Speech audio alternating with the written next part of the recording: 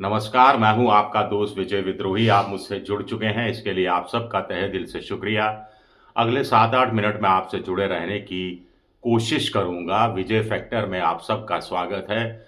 तो Delhi high court के एक जज साहब के घर आग लगती है, दमकल विभाग पहुँचता है, आग बुझा दी जाती है और एक कमरे में नोट ही नोट मिलते हैं, करोड़ों-करोड़ों रुपए। अब इसमें से कितने जले हुए मिले, कितने अर्ध जले मिले, कितने सुरक्षित मिले, ये पता नहीं। कुछ लोग कह रहे हैं करीब 50 करोड़ रुपए मिले। अब जो भी मिला हो वो अनअकाउंटेड है, क्योंकि किसी जज अपने घर 50 करोड़ कैश क्यों रखेगा? साफ तौर पर है कि कुछ न कुछ गड़बड़ है। तो चीफ जस्टिस खन्ना साहब बड़े नाराज होते हैं, कॉलेजियम की बैठक बुलाते हैं और सर्वसम्मति से फैसला किया जाता है कि जज साहब का तुरंत तबादला इलाहाबाद हाई कोर्ट कर दिया जाए, जहां से वो सितंबर 2021 में आए थे। अब ये तबादला प्रमोशन है या पनिशमेंट है? पहले तो देखा जाए पनिशमेंट क्यों होनी चाहिए तबादला? 50 करोड़ कैश मिला है, तो इंक्वायरी होनी चाहिए, जांच होनी चाहिए। ईडी का अब तक की कार्रवाई हो जानी चाहिए थी, ईडी अब तक पहुंच जानी चाहिए थी, इनकम टैक्स पहुंच जाना चाहिए था। लेकिन ये सब नहीं होता है। कॉलेजियम के कुछ लोग कहते हैं कि देखिए, सिर्फ आप तबादला कर देंगे तो न्यायपालिका की इमेज पर बुरा असर पड़ेगा, तो इस पर एक इंक्वायरी बिठाई जानी चाहिए। कुछ ने कहा कि जज साहब का तत्काल इस्तीफा ले लिया जाना चाहिए। इस्तीफा लेना भी कोई पनिशमेंट नहीं है। कुछ ने कहा कि चीफ जस्टिस ऑफ इंडिया को कॉलेजियम के माध्यम से जज साहब के खिलाफ इम्पीचमेंट करे संसद, क्योंकि जजों को संसद ही हटा सकती है। इस दिशा में आगे बढ़ना चाहिए, लेकिन वो सारा काम नहीं होता है। और अब संसद में कांग्रेस के लोग कह रहे हैं कि शायद 55 के उन्होंने दस्तखत जुटा लिए हैं या पहले मामले में जुटा लिए थे। धनखड़ साहब से अनुरोध किया गया राज्यसभा में इस विषय पर चर्चा करा दीजिए। धनखड़ साहब सभापति इस पर सहमत नहीं हुए, जैसा कि खबरें आ रही हैं। क्यों सहमत नहीं हुए? धनखड़ साहब ने तो बहुत चिंता व्यक्त की थी जब अभिषेक मनु सिंघवी की टेबल पर 500-500 रुपए की एक गड्डी में करीब 50,000 रुपए शायद वो गड्डी मिली थी। हालांकि आरटीआई के जरिए जब जानकारी हासिल करनी चाहिए तो ना राज्यसभा सचिवालय और ना लोकसभा सचिवालय संतोषपूर्वक जवाब दे पाया कि ये गड्डी मिली थी, उसका हुआ क्या? जांच हुई, नहीं हुई, जांच में क्या निकला, क्या नहीं निकला? तो क्या ये मामला भी रफा-दफा होकर रह जाएगा? ये जज साहब के बारे में महत्वपूर्ण जानकारी मैं आपको दे दूं, वर्मा जी के बारे में, कि जब कांग्रेस के अकाउंट फ्रीज हो गए थे लोकसभा चुनाव से पहले, तो ये मामला इन्हीं जज साहब के पास गया था और उन्होंने कांग्रेस की अपील खारिज कर दी थी। अब अकाउंट फ्रीज हो गए, करोड़ों रुपए अटक गए, चुनाव का समय था। ये वाला रास्ता अगर कांग्रेस को पता होता, तो क्या कोई रास्ता निकल सकता था? अब दिल्ली हाई कोर्ट के ज्यूरिडिक्शन में मोटे तौर पर अगर दिल्ली राज्य आता है तो पौने 2 करोड़ की आबादी है, 1,55,00,000 वोटर थे 18 साल से ऊपर की उम्र के। लेकिन उत्तर प्रदेश की आबादी तो इससे 10 गुना ज्यादा है, करीब 24 करोड़ की आबादी है।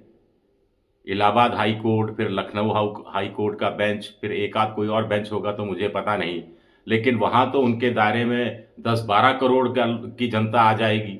वो जनता जिसको पता लग जाएगा, अच्छा इस जज साहब के साथ फिर कोई चिंता नहीं, इस जज साहब के यहाँ रिट लगाते हैं। वकीलों में भी भागदौड़ शुरू हो जाएगी कि भाई मुकदमा तो यही जज साहब सुने, रोस्टर में इन्हीं का जज साहब का नाम आए तो आसानी रहे। अब तक तो लोगों ने ये भी पता लगा लिया होगा कि कथित रूप से जो जज साहब, इससे पहले भी जो मैं शब्दों का इस्तेमाल कर रहा हूं जज साहब के लिए, उन सब में आप कथित कथित रूप नाम जोड़ कर रखिएगा। हालांकि साफ साफ खबरों में छपा है कि उनके घर में कैश मिला और जो वाकई में अनअकाउंटेड कैश था। अगर अनअकाउंटेड कैश नहीं होता तो उनके तबादले की जरूरत क्यों पड़ती? अरुण जेटली ने कहा था कि एक बार कि जो जज रिटायरमेंट के बाद फटाफट उनको पद मिल जाता है, तो उनका मूल्यांकन इस हिसाब से भी करना चाहिए कि रिटायरमेंट से ठीक पहले उन्होंने क्या-क्या फैसले दिए थे, किसके पक्ष में फैसले दिए थे, इसका भी जायजा लेने की कोशिश करनी चाहिए। बात दूर तक जाती है। जज अंकल की बात होती रही है। कोई नई चीज़ नहीं है। इस पर जज साहब नाराज़ भी कई बार होते रहे अलग-अलग कोर्ट के, लेकिन अब तो बात कहानी खुलती हुई नज़र आ रही है। इससे पहले भी कई जजों पर अगर आर्थिक भ्रष्टाचार के नहीं तो नैतिक भ्रष्टाचार के भी आरोप लगे। इलाहाबाद हाई कोर्ट के एक जज साहब यादव साहब जिन्होंने टिप्पणियां की थी, जो चीफ जस्टिस ऑफ इंडिया को ठीक नहीं लगी थी, इंक्वायरी कमेटी बैठी, उनसे उनका पक्ष जाना गया और जज साहब आज भी ये कह रहे हैं कि उनको रोस्टर से कुछ हटा दिया गया था, यही शायद सज़ा थी। और उन जज साहब को अभी भी कोई अफ़सोस नहीं है, उन्होंने कहा कि मैं अपनी बात पर कायम हूँ और चीफ जस्टिस ऑफ इंडिया या सुप्रीम कोर्ट भी इस पर आगे कोई फाइल मेरे ऐसा लगता है जैसे बंद कर दी गई। तो ये जो जस्टिस वर्मा है, इनकी फाइल भी क्या बंद कर दी जाएगी इसी रूप में या कोई आगे कार्रवाई होगी? आपके घर में, मेरे घर में अगर थोड़ा-सा अकाउंट पैसा ज़्यादा मिल जाए, तो ईडी वाले आ जाएँगे, सीबीआई वाले आ जाएँगे, इनकम टैक्स वाले आ जाएँगे, हवाला के अंदर मामले दर्ज करने की बात हो जाएगी। लेकिन जजों के खिलाफ ये सब निकल रहा है, जजों के घर पर। वो आग लगी, वो आग में न्यायपालिका जल जाएगी, इसकी चिंता चीफ जस्टिस सुप्रीम कोर्ट को रही, इसीलिए तबादला कर दिया गया। लेकिन इतने भर से क्या काम चलेगा? क्या इन हाउस इंक्वायरी नहीं बैठनी चाहिए? क्या जज साहब को खुद इस्तीफा नहीं दे देना चाहिए? क्या सुप्रीम कोर्ट को तत्काल संसद तक ये सूचना नहीं पहुंचानी चाहिए कि हम चाहते हैं कि ऐसे जज के खिलाफ संसद में इम्पीचमेंट मोशन मूव किया जाए? ये बहुत ज़रूरी है ताकि न्यायपालिका की इज्जत बची रह सके, प्रतिष्ठा बची रह सके। जो लोकतंत्र के 4 स्तंभ हैं, न्यायपालिका, कार्यपालिका, विधायिका और मीडिया को भी आप मान लीजिए, तो ज़्यादातर की क्रेडिबिलिटी डाउन है। ले देकर सुप्रीम कोर्ट, हाई कोर्ट, अदालत, इनके प्रति जनता में अभी भी विश्वास है। आपस में लड़ाई झगड़ा होता है तो लोग कहते हैं कोर्ट में खींच लूँगा। अब तो अगली मुलाकात कोर्ट में होगी, कोर्ट में मैं देखता हूँ। वहीं इस तरह के शेर भी आते रहे हैं, जो इस समय ध्यान में आ रहे हैं। वही कातिल मेरा, वही मुंसिफ मेरा, वो क्या मेरे हक में फैसला देगा? कातिल भी वही, मुंसिफ भी वही, मैं जानता था मेरा ही कसूर निकलेगा। तमाम चीज़ें अब सामने आ रही हैं, लेकिन बीजेपी में कोई रिएक्शन मैंने देखा नहीं। अगर देखा होगा तो मुझे ध्यान नहीं, कोई तगड़ा रिएक्शन आया हो। ये कोई पार्टी से लेना-देना मामला नहीं है, ये पूरी न्यायपालिका से संबंधित मामला है। और धनखड़ साहब तो खुद राजस्थान हाई कोर्ट से लेकर सुप्रीम कोर्ट में वकील रहे हैं, बहुत बड़े नामी वकील रहे हैं। कम से कम मुझे शायद लगा कि वो ज़्यादा चिंता व्यक्त करेंगे।